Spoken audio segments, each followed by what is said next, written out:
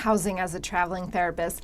Let's talk about this because this is one of the hardest things about being a traveling therapist. And hi, my name's Julia. I've been a traveling speech-language pathologist since 2009. I've traveled all over the US, even Hawaii, and I know how difficult it can be to find housing.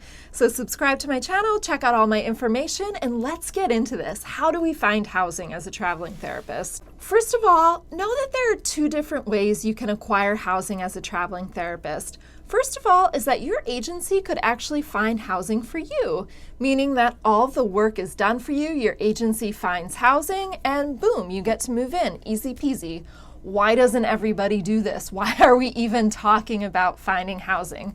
Well, it's because your other option as a traveling therapist is to get a tax-free housing stipend and to find housing yourself. So here's the difference between the two. If your agency finds you housing and say they keep about $4,000 a month out of your paycheck to find you housing, and that's probably what a housing stipend would be in a lot of places, if they only use $3,000 of that money to find you housing, they would keep the leftover amount in their pocket in themselves. Versus if you get the travel therapy housing stipend and say you pay $2,000 a month for housing, you would get to keep the leftover housing money, which would be about $2,000. So there's a financial benefit to finding your own housing, and that's why most of us find our own housing, even though it can be a challenge. Where do you find housing as a traveling therapist? There's a lot of great websites you can go to. I would say the most popular is called Furnish Finder, and that's specifically for people in healthcare who take short-term contracts and connects us with landlords who want to rent to travelers like us. They're not looking to rent to vacation rentals or long-term. They know the deal. They're renting to travelers like us. You could also use Airbnb.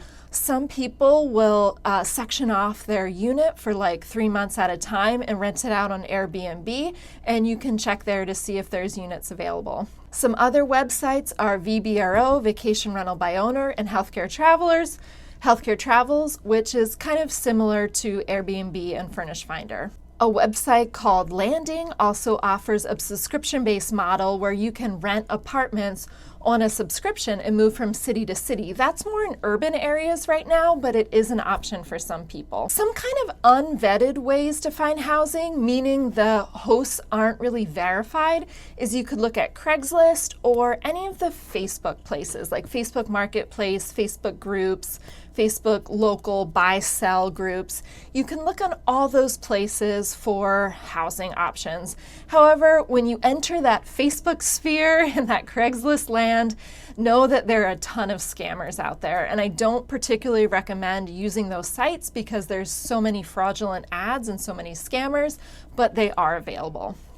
Local realtors can also be a great place to look. You can Google and search for local realtors in the place that you're traveling to. Often they might have clients who are trying to rent their place out, and they might be flexible to rent to a traveler.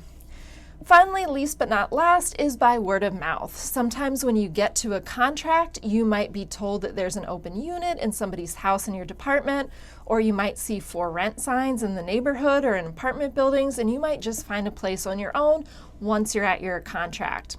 For that reason, you might also consider staying in an extended stay hotel. So this is actually another option of a way to find housing, is that you could stay at an extended stay hotel. Extended stay hotels are suite-like hotel rooms that have kitchenettes in them that kind of function as a studio apartment. And you could stay in an extended stay for a week or two as you get used to your assignment and try to find housing once you're there. Maybe you're talking to local realtors, looking at bulletin board listings. Or you could stay at an extended stay your whole 13 weeks of your contract. I have some promo codes, some discounts for extended stays. You can check them out in my information. And you'll find you can often get good deals at hotels, actually. Popular extended stay hotel chains are Extended Stay America, Hilton Rooms to Suites, Sonesta Hotels, Choice Hotel Suites, and the Marriott brands like Marriott Residence Inn. They're all popular extended stay hotels that you can call and negotiate rates for or see if there's any good promo codes for.